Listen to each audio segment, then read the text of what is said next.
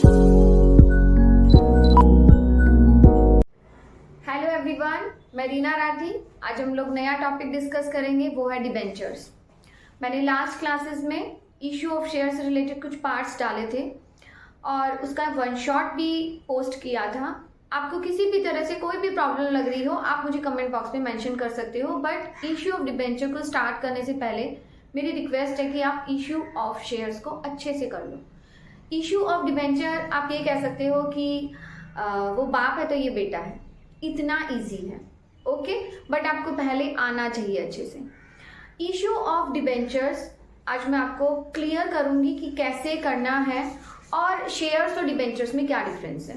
देखो, शेयर्स क्या होता है, कंपनी अपनी कैपिटल को रेज करने के लिए, कंपनी को मनी कहाँ से मिलेगी? शेयर होल्डर से। तो कंपनी अपनी कैपिटल को रेज करने के लिए मार्केट में ये इशू करती है अपने शेयर्स और कंपनी पैसा उठाती है। डिबेंचर्स भी कंपनी मार्केट में ही इशू करती है, बट क्या होता है कि कुछ क्राइटेरिया होता है। जब वो क्राइटेरिया शेयर्स का मतलब जब वो क्रॉस नहीं, वो बोलते हैं ना, क्रॉस हो जाता है, तो कंपनी क्या करती है, डिबेंचर्स को इशू करती है। कंपनी जब डिबेंचर्स को इशू करती है तो कंपनी वो एज ए लोन जो है वो मार्केट में लेके आती है डिबेंचर्स को, और एक फिक्स टाइम के बाद, जैसे लाइक 4 ईयर्स, 5 ईयर्स, 2 ईयर्स के बाद उसको रीपेमेंट कर देती है। जब तक कंपनी के डिबेंचर्स डिबेंचर होल्डर के पास रहते हैं, उन्हें कुछ टाइम, जितना टाइम उनके पास है, उन्हें क्या दिया जाता है, एज ए कंपनसेशन इंटरेस्ट। इसीलिए तो डिबेंचर होल्डर, डिबेंचर्स जो है वो डिबेंचर होल्डर क्या करता है, लेता है, परचेज करता है, और अच्छा इंटरेस्ट होता है कंपैरेटिवली शेयर्स के कंपैरिजन में। आप ये कह सकते हो कि बहुत अच्छा जो है वो इंटरेस्ट मिलता है। अब डिबेंचर्स क्या होता है और किस तरह से हम इसे इशू करते हैं वो देखो। लेकिन एक चीज मैं आपको क्लियर बोलूंगी कि शेयर्स एंड डिबेंचर्स के इशू में कोई डिफरेंस नहीं है। सेम एंट्रीज है, सेम फॉर्मेट भी है, और pro rata issue of share sorry issue of shares, debentures, almost सब कुछ सेम है। देखिए, issue of debentures same as issue of shares, कोई डिफरेंस नहीं है। ओके, क्या डिफरेंस है? जो हमारा मेथड है, हमारा रिटर्न वे है, उसी में ही डिफरेंस है। ओके, जस्ट लाइक मान लो कि एक कंपनी ने डिबेंचर्स को इशू किया 2000 डिबेंचर्स को, 15% ये डिबेंचर, मतलब कि इस डिबेंचर का परसेंटेज क्या, इंटरेस्ट 15% डिबेंचर। ओके, 100 रुपीज का एक डिबेंचर है। कंपनी इसे किस तरीके से, किस प्रोसेस में ले रही है वो देखो। एप्लीकेशन पे 25, अलॉटमेंट पे 25, फर्स्ट एंड फाइनल कॉल पे 50। कंपनी ने कितने डिबेंचर्स को अप्लाई किया, sorry share holder, debenture holder ने कितने डिबेंचर्स को अप्लाई किया, 3000 डिबेंचर्स को। ये 3000 डिबेंचर्स किस कैटेगरी में अलॉट हो रहे हैं? 1600 डिबेंचर्स को 1600 अलॉट हुआ, मतलब जितना इन्होंने अप्लाई किया उतना ही क्या हुआ, अलॉट हुआ। कोई डिफरेंस नहीं आया, सेम। 600 जिन्होंने अप्लाई किया उनको 400 अलॉट किया। इसका मतलब 200 डिबेंचर्स यहाँ पे क्या हो गए हैं, एक्स्ट्रा हो गए हैं। मल्टीप्लाई हम ये कह सकते हैं ना कि एप्लीकेशन मनी से मल्टीप्लाई करेंगे, इट मींस 5000 रुपीज। 800 डिबेंचर्स को क्या कर दिया है, रिजेक्ट। रिजेक्ट मतलब आपका क्या हो गया, ये रिटर्न 8। अब देखिए 1600 प्लस 600 प्लस 800 कितना हुआ total, 3000। This is applied shares. And 1600 plus 400 reject तो नील, ये हो गए आपके 2000 डिबेंचर्स। ये हमारे issued debentures. Okay, 100 debenture holder जो थे उन्होंने क्या किया, फाइनल कॉल नहीं दिया। 100 मल्टीप्लाई 50, इट मींस कि 5000 रुपीज क्या है, फाइनल कॉल पे नहीं आए। इन्हें हमें एंट्री में कैसे करना है, जब आप ये एग्जांपल में बता रही हूँ तो आप लोग को एकदम ऐसे लगना चाहिए कि इशू ऑफ शेयर्स ही है, कोई डिफरेंस नहीं है। प्रोराटा और इसका जो है इशू ऑफ डिबेंचर्स में कोई डिफरेंस नहीं है। एक सब कुछ 1 से लेके Z, मतलब 1 to लेके 10 तक एवरीथिंग जो है वो आपका सेम है। ओके, जो डिफरेंस है सिर्फ एंट्रीज में है। हमने जब एप्लीकेशन मनी को रिसीव किया, हमारी फर्स्ट एंट्री बनी bank account debit to 15% debenture application account. क्या डिफरेंस आया, यहाँ हमने शेयर्स वर्ड यूज नहीं किया है, हमने क्या यूज किया है, डिबेंचर। और डिबेंचर के आगे आपको रेट भी मेंशन करना है, कंपलसरी है ये। 15% डिबेंचर एप्लीकेशन। हमें कितना मिला एप्लीकेशन के ऊपर? 3000 डिबेंचर्स अब हमारे अप्लाइड थे, मल्टीप्लाई 25, इट मीन्स की 75,000 हमें क्या हुआ है? रिसीव हुआ है। अब हम इसकी ट्रांसफर कैसे करेंगे?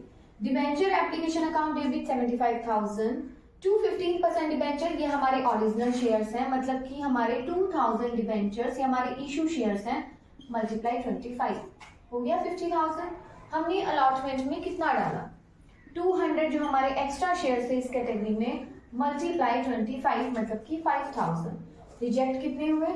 रिजेक्ट हुए आपके 800 मल्टीप्लाई 25, ये आपके क्या हो गए? रिजेक्ट हो गए। तो हमारी एंट्री क्या बनी? Debenture application account debit 75,000 to 15% debenture 50,000 to 15% debenture allotment 5,000 to bank account 20,000। ये क्या हुआ है? रिटर्न। अब हमारी नेक्स्ट एंट्री है debenture allotment account debit to 15% debenture account. Allotment में कितना पैसा जाएगा? 2000। देखो इशूड शेयर से हमेशा मल्टीप्लाई होता है, इशूड शेयर्स मल्टीप्लाई 25, ओके कितना हुआ? 50,000। अब देखो 50,000 में से यहाँ पे हमें 5,000 जब एप्लीकेशन मिला था हमने क्या किया था? अलॉटमेंट में डाल दिया था उसे। तो अभी आपको 50 में से कितना रिसीव होगा? 45, क्योंकि हम यहाँ पे क्या कर रहे हैं? 50 में से ये 5 को लेस कर रहे हैं और बाकी रिमेनिंग मनी को हम लोग क्या कर रहे हैं? रिसीव कर रहे हैं। हमारी एंट्री क्या बनी? Bank account debit to 15% debenture application debenture allotment account 45,000। Okay, so now 15% debenture first and final call account debit to 15% debenture कितना हुआ? 50 रुपीज मल्टीप्लाई कितने डिबेंचर्स हैं? 2000, इट मीन्स की 1 लाख रुपीज। आपको क्या नहीं मिला? एक शेयर होल्डर था जिसने हमें क्या नहीं दिया? 50 रुपीज जो है वो नहीं दिया 100 शेयर्स के ऊपर। कितना हुआ? 5,000 रुपीज। तो 1 लाख माइनस 5,000, 95,000 रुपीज को आप क्या करोगे? फाइनली रिसीव कर लोगे bank account debit to 15% debenture first and final call account. ये है इश्यू ऑफ शेयर्स और इश्यू ऑफ डिबेंचर्स की सिमिलरिटी भी और जो डिफरेंस है वो भी मैंने आपको बता दिया है। आप सिर्फ खुद एकदम अटेंशन के साथ जब आप पढ़ोगे तो आपको पता चलेगा कोई भी डिफरेंस नहीं है। Debenture debenture debenture debenture debenture debenture, हम यहाँ पे शेयर्स वर्ड यूज कर रहे थे, इसकी जगह हमने डिबेंचर वर्ड यूज किया। बाकी कुछ भी डिफरेंस नहीं है, एकदम से डिट्टो। इनफैक्ट मैं ये बोलूंगी कि 50% डिबेंचर का चैप्टर इश्यू ऑफ शेयर्स से एकदम मिलता जुलता है। अभी हम लोग अदर देन कैश का टॉपिक देखते हैं। ओके, डिबेंचर का नेक्स्ट टॉपिक है डिबेंचर है but issue of other than cash, मतलब हम कैश के लिए नहीं किसी और रीजन से डिबेंचर को इश्यू कर रहे हैं। ये मैंने टॉपिक इश्यू ऑफ शेयर्स में भी बताया था, सेम ही है, कोई डिफरेंस नहीं है, बट फिर भी मैं एक बार रिपीट कर रही हूँ।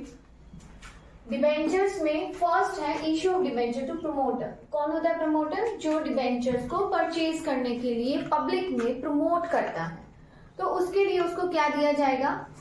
उसको दिया जाएगा डिबेंचर्स। हम कैश भी दे सकते हैं, प्रमोटर को ये नहीं है कि हम कैश नहीं दे सकते हैं, दे सकती है कंपनी, बट यहाँ पे वो डिबेंचर दे रही है।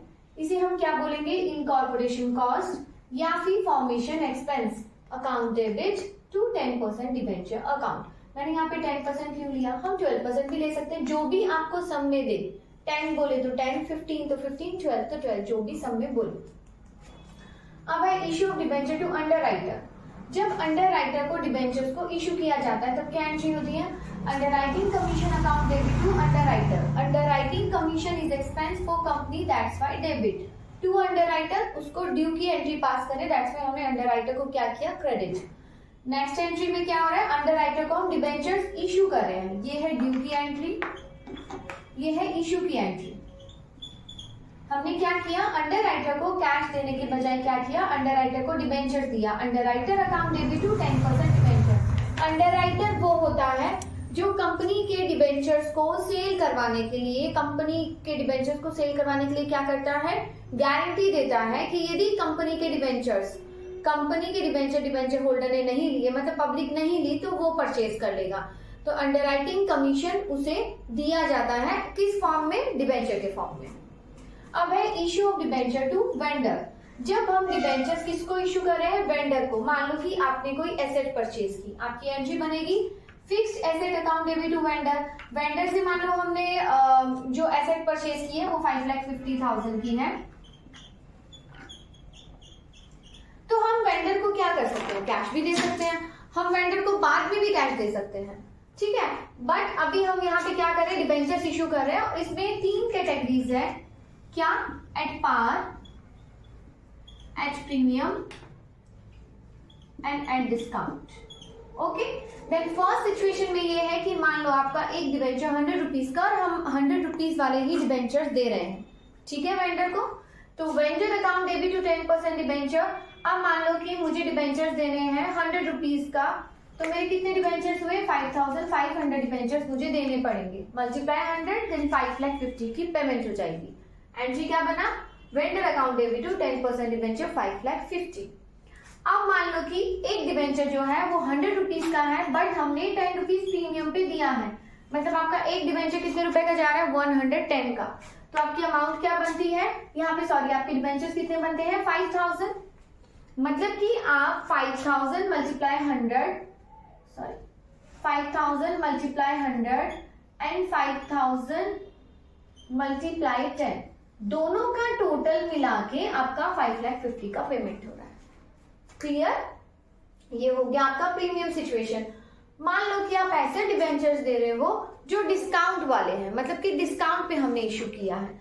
मान लो एक डिबेंचर पे मैंने 20 रुपीज का डिस्काउंट डाल दिया, मतलब 80 रुपीज का एक डिबेंचर आ रहा है, ऑब्वियसली आपको ज्यादा डिबेंचर देने पड़ेंगे क्योंकि आपको पेमेंट कितनी करनी है, 5,50,000 करनी है। तो 5,50,000 डिवाइडेड बाय 80 मतलब कि 6,875 इतने डिबेंचर्स देने पड़ेंगे।